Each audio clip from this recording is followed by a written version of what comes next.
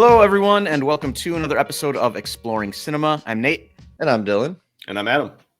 We've been trying to think of something to add to this channel to give a little more of a kind of bite-sized type episode instead of our 40 to 50-minute deep dive breakdowns of these movies that we're exploring. And we've decided now at the beginning of February to kind of try to do a recap of each month and just kind of give you our really quick thoughts on the 4 movies that we watched.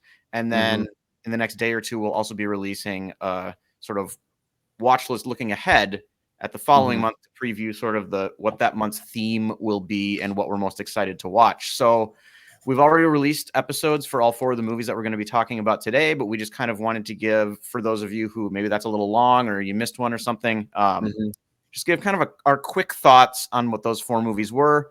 And Dylan, do you want to tell people what the theme for this month was in case they missed that? And then we can kind of dive into our quick thoughts. Yeah, so the theme for this past month was movies about children. Children are the main characters, but they're not kids' movies. So that led us to our 4 selections, which are each from a different decade. Paper Moon, Ivan's Childhood, Where's the Friend's House, and Searching for Bobby Fischer. Yeah, it was fun. It sort of started with the news of the death of Ryan O'Neal. And then we thought we should do Paper Moon. And then we dove in and thought, like, well, we can kind of make a monthly theme out of this with how good Tatum O'Neal's performance is in that movie. Yep. And Adam had never seen Bobby Fischer, and we had been trying to watch Where's the Friend's House for a long time. So it just all really fit. And I hadn't seen a Tarkovsky movie yet. We haven't done a Tarkovsky. Felt like a good way to kind of dip my toe in to the shallow end of the Tarkovsky pool. But what did you guys think of this month? Was it a good slate of movies? What did you like the best? I really enjoyed it.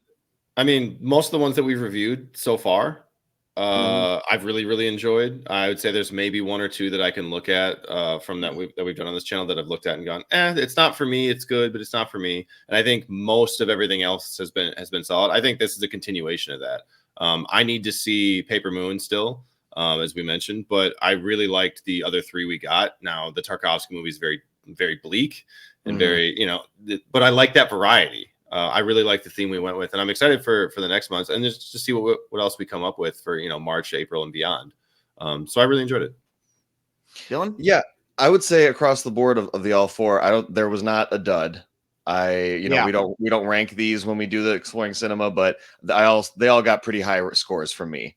I think they're all pretty excellent across the board. I'd say just to differentiate them a little bit, I'd say just strictly visually speaking, probably Ivan's Childhood. That's the one where I feel like you could put it on in the background and just the crazy flashback, psychedelic, just the thing with them and the horse with the apples and the rain was just there was something about that just gave me goosebumps. And I was like, wow, I don't even know what this means, but it's beautiful. So just visually, I'd say Ivan's Childhood probably takes the cake. For seeing the world through a child's eyes, Where's the Friend's House takes the cake. And that maybe more than any movie I've ever seen.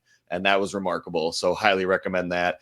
And then I felt like Paper Moon and Searching for Bobby Fischer were both really like smile-inducing, heartfelt stories that had like good kind of comedic moments, as well as like really solid just writing and characters and everything. And they were my 2 favorites, if I had to say. I think they're both like 4.5-star movies for me. And it was really delightful getting to revisit both of those because I had seen them before, but they both went up in my mind since then. So I think those would just kind of be my quick fire thoughts on the month. But overall, it was a really cool theme, and I think it's kind of an interesting genre. I think it's it's kind of like taking the kids, but it's not a kids movie, it's an adult movie, and they got to kind of hang with the adults, and how well can they do that? And I think all of the leads across the board crushed it. I think the hardest question would be trying to rank the leads. Yeah, I like the way you just put that, where each of these movies definitely involves just kid actors going toe to toe with adult actors for the majority of their performance, because they're the kid in the movie. We didn't even really do that part of it on purpose. I guess Where's the Friend's House has a few other kids. Yeah, but for the most part, it's him just dealing with adults. But the other 3, and Searching for Bobby Fischer, I guess too, there are a few other scenes with some kids. But particularly like Paper Moon and Ivan's Childhood, it's just like these are the children. This is the adult world. And that's a really strong theme in all of this too, is kind of the kids diving into the adult world, whether they wanted to or not. Whereas Searching for Bobby Fischer and Where's the Friend's House, there's an element of them trying to pull the adults back into the kids' world a little bit, which I really appreciate. Searching for Bobby Fischer is one of my favorite movies of all time. I've seen it probably like 20 plus times now, so it was really fun to rewatch this. Adam, I was so happy when you really liked it. But the other three I had never seen before, and I like them all. I like Paper Moon, and because like is not necessarily the right word for Ivan's Childhood, right? I appreciate maybe as the others, I think, but I loved Paper Moon and Where's the Friend's House as well. Those are two movies I would recommend to pretty much anybody.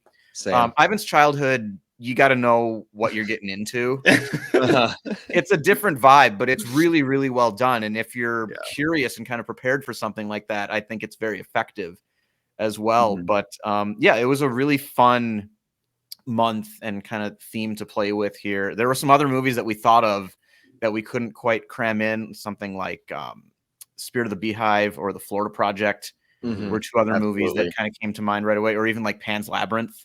That would definitely be one. I liked the variety that we had. Like we've all pointed out that like Ivan's Childhood was bleak and different in tone than the rest of these. And I like that we get to bounce around and deal with those things, deal with those different themes, and then see, things through different directors' eyes and be able to kind of stack them against each other and go, all right, this is what he did well. This is why I see that the influences later in his other work that you guys have said, like Tarkovsky. I think if I was going to pick a favorite, though, I think I'm going to pick Where's the Friend's House. Just that movie had that feeling of like, this is what it's like to be a child, and it transported me instantly, like legitimately thought I was 6 years old again. And that's magic I haven't experienced before. So that was incredible. And that was so consistent throughout. There's moments in the other movies where it's like they make you think like, oh, like, to give you some nostalgia. Oh, I remember doing that as a kid. But Where's the Friend's House, from the beginning to the end, it's like the director knew exactly how to put us in that kid's head. And it's just so consistent. It's well done. I guess, last thing I would say is just looking at these four movies. One, we don't have any fantasy or sci-fi, or these are all movies that take place in the real world. It's the Great Depression, it's war, it's just a village in the Middle East, and then New York. And it's very real. And what the drama is, I guess, would just be like, there really is a line kind of between the adult world and the kid world. And each of these movies kind of dives into like when those worlds clash, when, like, to your point, Nate, either the kid is thrown way too far into the adult world, or the kid is trying to pull the adults back. But it's that kind of imaginary line, and there's no definition of when you cross that and when you kind of make that change. It's just part of the human experience. But all four of these movies kind of are looking at specifically that, which is just fascinating. And it was a great month. The loss of innocence, or the corruption of innocence, perhaps, at least in Ivan's case. And we're trying to like hold on to it. Holding on to it as long as you can. You're being pulled toward, your innocence is being pulled away from you, and you're clawing back at it as much as you can. Absolutely. Excellent. Well, it was a really fun month, and I look forward to another good one. Hopefully the movies we've picked for February turn out to be as good as they were for January, because I think this month went really well. So with that all said, Adam, I think it's your turn to put a wrap on the show. It is indeed. Go for it. You have a good heart, and that's the most important thing in the world.